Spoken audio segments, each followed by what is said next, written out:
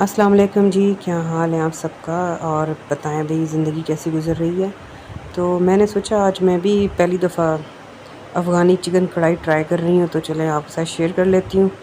یہ دیکھیں جی، سب سے پہلے ہم نے کڑھائی میں آئل گرم کر لیا تھا، پھر ہم نے چکن کو نلا دھلا کے صاف ستھرا کر کے، یہ دیکھیں کتنی گوری چٹی ہماری چکن، اور جی اس کو ہم نے اس میں تڑپا لینا ہے، اور یہ دیکھنا کہ جادو ہوگا اس میں، تھوڑا سا جادو کریں گے جس سے ہماری بوٹیاں یہ دیکھیں کتنی ساری ہو گئی، مطلب پوری چکن ہی آ گئی پلیٹ میں، کڑھائی میں اپنے آپ ہی۔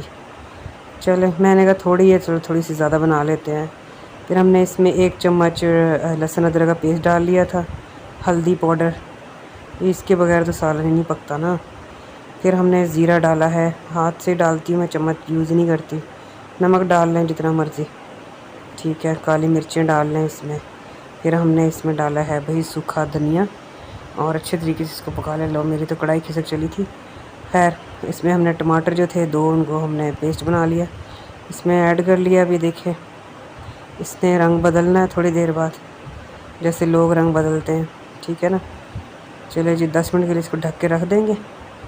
یہ دیکھیں بھائی کیسے رنگ بدلا، زبردست سا، اور مجھے لگتا ہے بڑی اچھی مزے کی لگ رہی ہے دیکھنے میں۔ پھر ہم نے دہی سوٹ لیا ہے اس میں، دہی جو تھی پہلے کی چٹنی پڑی ہوئی تھی، تھوڑی سی زیرہ ڈالا ہوا، میں نے کہا چلو ضائع کیوں کرنا، یہ ڈال لیتے ہیں۔ تو پھر ہم نے دوبارہ سے اس کو ڈھکن ڈھک کے رکھ دینا ہے۔ یہ دیکھیں بہترین سے ہماری ہانڈی تیار ہوگی، کڑھائی زبردست۔ اس کے اوپر ہم نے پیاز گول گول کاٹ کے ڈال دیے، ہری مرچیں اور ادرک تھوڑا سا ڈال دیا۔ تو یہ دیکھیں بھی ہماری زبردست سی کڑھائی تیار ہے۔ اس کو ہم رائتے کے ساتھ کھائیں، نان کے ساتھ، روٹی کے ساتھ، مزے کریں۔ چلے جی اپنا خیال رکھیے گا، اللہ حافظ۔